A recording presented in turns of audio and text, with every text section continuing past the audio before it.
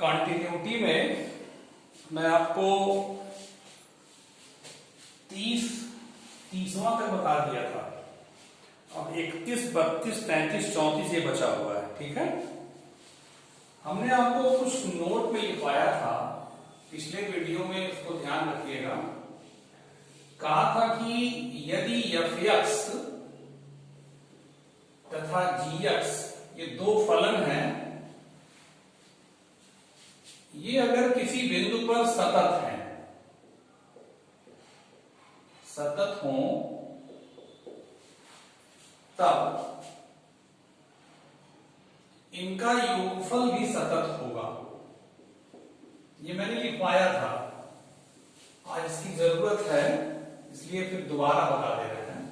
सतत होगा, x बराबर a पर ही सतत होगा। ठीक ना, x इक्वल टू a पर जिस बिंदु पर ये दोनों फलन सतत होंगे, उसी बिंदु पर उनका योगफल भी सतत होगा, उनका अंतर भी सतत होगा। ये भी बताए थे। x इक्वल टू a पर सतत होगा या संतत होगा, कॉन्टिन्यूअस होगा। थर्ड बताए थे कि दोनों का गुणनफल भी जो होगा x इक्वल टू a पर सतत होगा।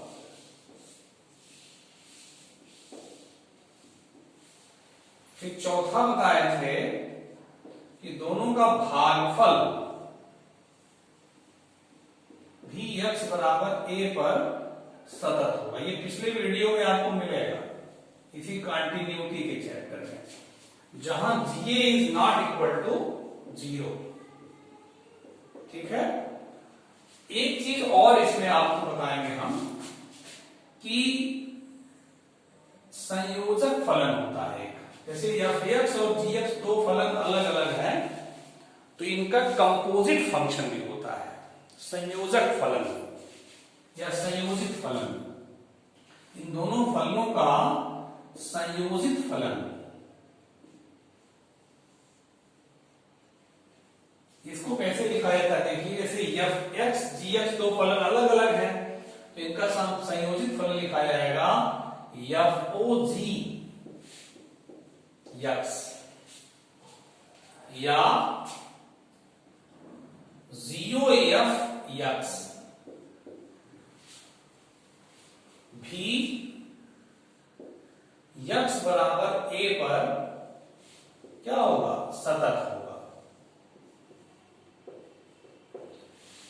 ये f(o)g बोला जाता है, f(o)g(x) या g(f)(x). इसका मैं मतलब आपको बताऊं, f(o)g(x) कहीं लिखा हुआ है, संयोजित फलन f(x) और g(x) का संयोजित फलन f(o)g(x) का क्या मतलब होता है? देखिएगा, f(g(x) ये मतलब होता है। ये बड़ा कोष्टक बनाइए चाहे छोटा बनाइए, कोई प्रॉब्लम नहीं है। मतलब f उसके बाद g(x), ये गुणा नहीं है, इस तरह से नहीं है या कि f(x) g(x) कर देंगे, नहीं, इसको ऐसे लिख सकते हैं। और g(f) को क्या लिख सकते हैं? देखिएगा, g(f)(x) अगर है तो इसको क्या लिख सकते हैं?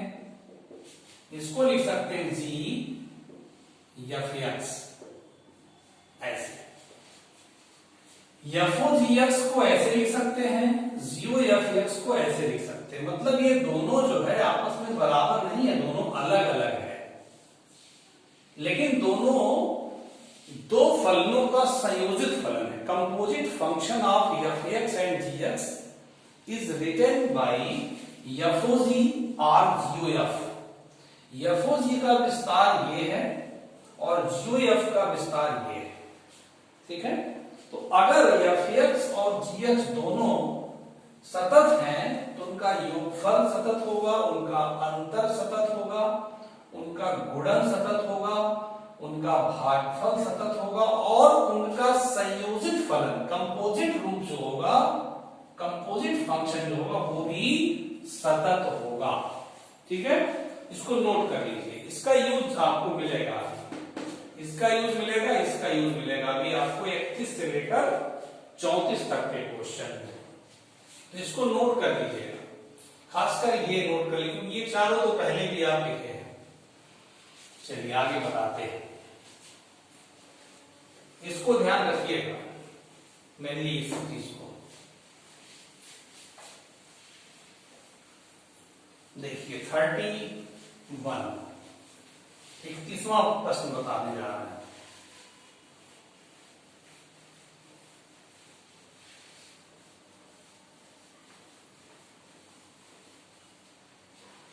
इक्कीसवां है,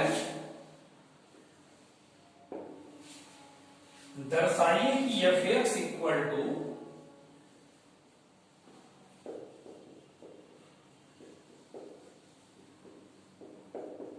cos x स्क्वायर द्वारा परिभाषित फलन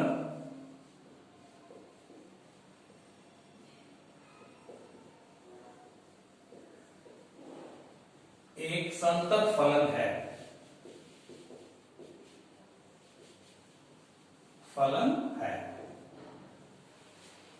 ये कह रहे हैं। अब देखिए इसका दर्शाना है, सिद्ध करना है, तो प्रूफ में हम चलेंगे। एफ एक्स दे रहा है तो मान लिया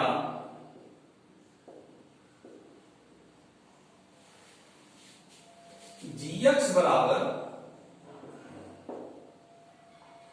एक्स स्क्वायर और एफ एक्स नाम हो गया तो F X, G X, H X, P X, Q X बहुत सारा है आपके पास। अच्छा, एच एक्स बराबर cos x, ध्यान दीजिएगा। तो हमने इस फलन को, इस कंपोजिट फंक्शन को दो भाग में तोड़ा है। अब देखिए कैसे लिखेंगे इसको, एच ओ जी एक्स, ये जो लास्ट में रहता है ना, लास्ट जो इसका एक्स स्क्वायर है, इसको मैंने बार में ही लिखा है, जी मैंने बार में लिखा है।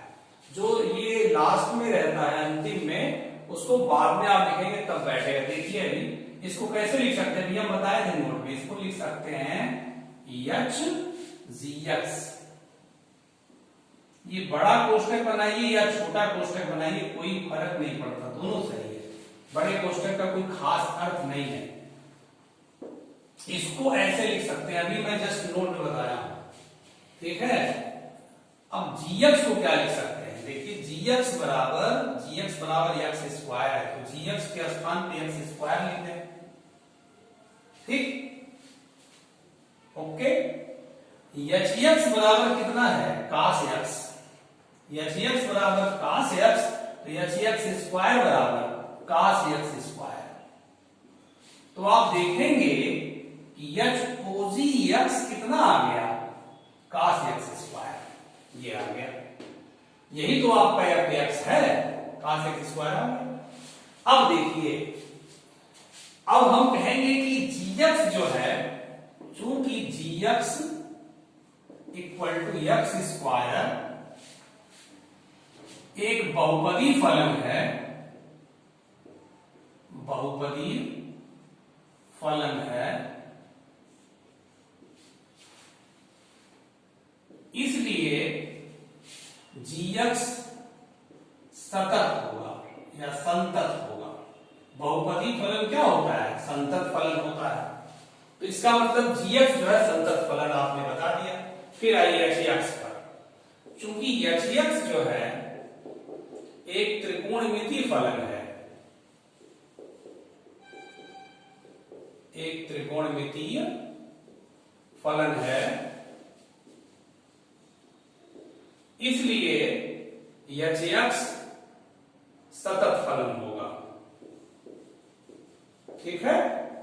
अब आप देखिए gx और hx दोनों सतत फलन है, तो gx और hx का जो संयोजित फलन है hog या goh, देखिए goh से इसमें नहीं आता, hog करने पे आया है। क्योंकि देखिए cos x स्क्वायर हमारा है ना, cos x स्क्वायर सवाल है, तो दोनों फलनों का संयोजित फलन है ये, तो ये दोनों अगर संतत है तो यह छोटी जो उसका संयोजित फलन है वो भी संतत होगा। लिखेंगे अतः gx तथा hx का संयोजित फलन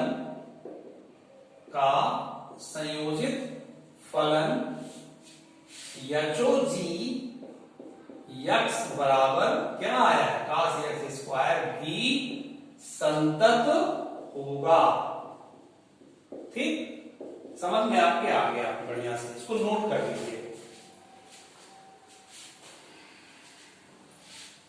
अब देखिए 32वां 32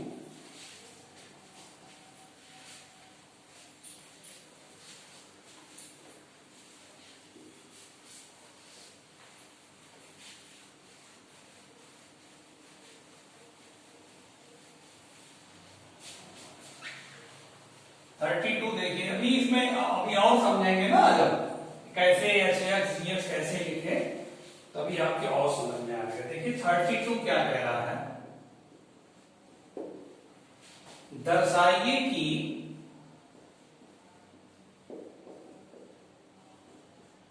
fx equal to mod of cos x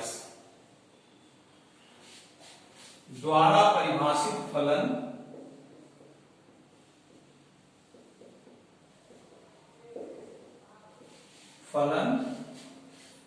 एक संतत फलन है। ठीक, देखिए इसको भी, अब चूंकि fx नाम हो गया है तो दूसरा नाम हम लेंगे। मान लिया gx बराबर cos x और hx बराबर मॉड ऑफ x।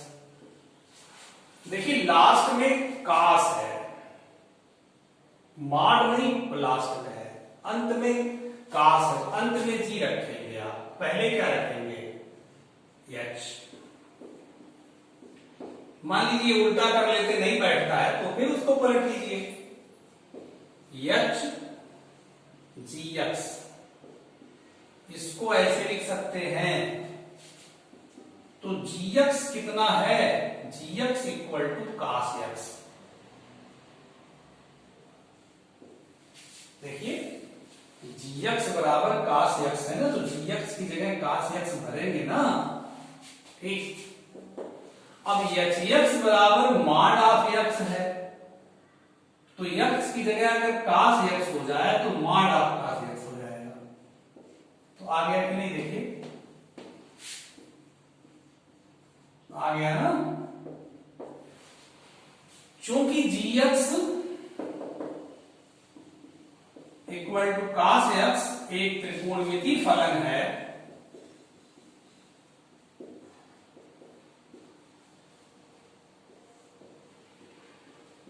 इसलिए gx एक संतत फलन होगा।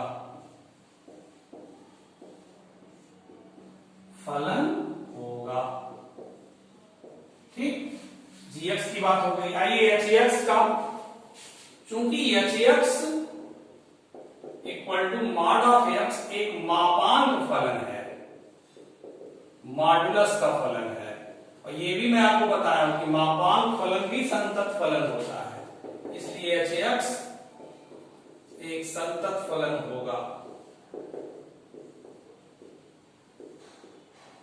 तो जब दोनों संतत हो गया तब दोनों का कंपोजिट फंक्शन संयोजित फलन भी संतत होगा। अतः gx तथा hx का संयोजित फलन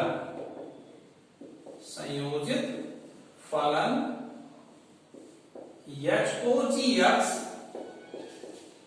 भी संतत फलन होगा। यही तो आया है, मॉड ऑफ cos x भी संतत फलन होगा, ये प्रूव हो गया। दर्शाइए कहे थे। ठीक है, तो इस तरह से आप जो है काम करेंगे। आपको यहां थोड़ा दिक्कत हो रहा होगा, सोच रहे होंगे कैसे HOG लिख दिए। मान लीजिए आप भूल से GUX लिख देंगे तो मॉड ऑफ cos x नहीं प्राप्त होगा, तो आप HOG लिख लीजिएगा। लेकिन मेरे हिसाब से एक बार में ही आप कैसे करेंगे, जो लास्ट में अंदर हो, लास्ट में हो, उसको आप लास्ट में लिखिए। ये मानने की बात आप अपने मन से चाहे इसको HX मानिए, इसको GX मानिए, कोई फर्क नहीं पड़ता है। ये मानने की बात है। कोई लड़का इसको HX मानेगा, इसको GX मानेगा, कोई दिक्कत नहीं है। लेकिन लास्ट में आप वही रखेंगे जो अंतिम में रहेगा, जिसको माने रहेंगे। जैसे अंतिम में कास है तो GX को माने हैं, कास X को GX माने हैं, तो G अंतिम में लिखिए। ठीक है, जैसे उसमें x स्क्वायर था, इसके पहले सवाल में x स्क्वायर लास्ट में था, x स्क्वायर को लिखे थे लास्ट में, तो ये सेट बैठ जाता है। तो कंपोजिट फलन के सवाल ऐसे लगाए जाते हैं, बहुत इजी होता है। चलिए देखिए 33, इसको नोट कर लीजिएगा।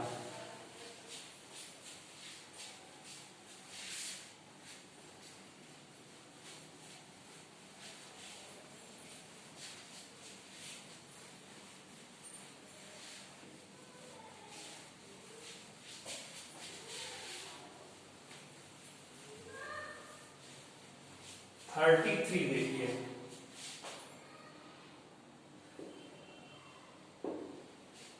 जांचिए कि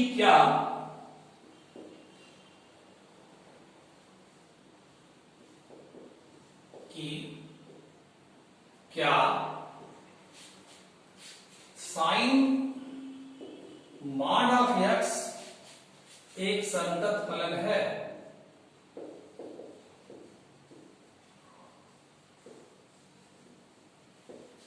देखिए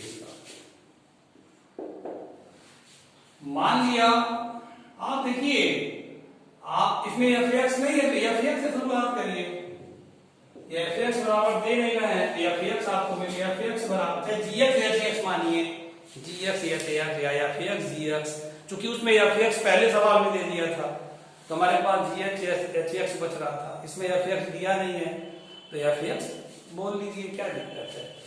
fx बराबर साइन x और gx बराबर मॉड ऑफ x। अब देखिएगा अंतिम में मॉड ऑफ x है तो g को अंत में रखिएगा, मतलब FOG लिखिए,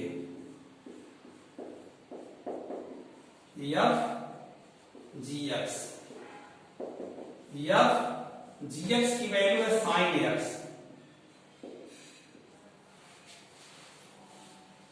देखिए नहीं, gx की वैल्यू मॉड ऑफ x है, सॉरी gx की value sine mod of x, गलती हो जा रहा था।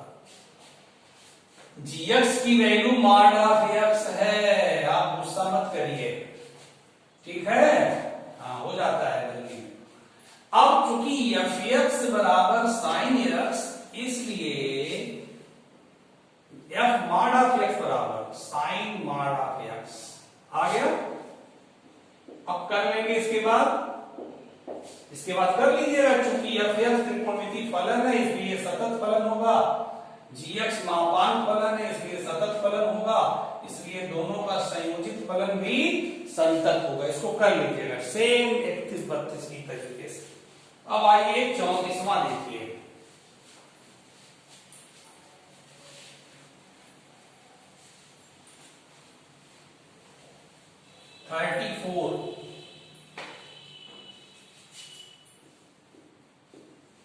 लिख रहा है कि fx equal to mod of x minus mod of x plus 1। ये कह रहा है कि f के सभी असांतत्य बिंदुओं को ज्ञात कीजिए, मतलब असांतत्य होगा कि नहीं आप पता करिए, अगर होगा तो किन बिंदु पे होगा, नहीं होगा तो नहीं होगा, निकालिए। देखिए इसको आप अलग अलग कह सकते हैं, इसको मान लिया कर लीजिए, मान लिया gx equal to mod of x, hx equal to mod of x plus 1, ठीक है। चूंकि gx तथा hx दोनों मापांक फलन है, मापांक फलन है, इसलिए इनका अंतर न करिए, इसलिए ये संतत फलन होंगे। पहले ये बता दीजिए कि मापांक फलन है इसलिए संतत फलन होंगे। ठीक है, जब संतत होंगे दोनों, ये दोनों संतत हैं, तो इनका अंतर भी तो संतत होगा, अंतर भी संतत होगा। तो अंतर का मतलब क्या है? इसको क्या माने हैं आप? मॉड ऑफ x को, और इसको ये माने हैं भी संतत होगा। ठीक है, यही तो f(x) है, यही तो f(x) है आपका। इसका मतलब f(x) जो है, जो दिया है संतत होगा हर बिंदु पर। तो इसका मतलब ये हो गया अतः किसी भी बिंदु पर फंक्शन f(x)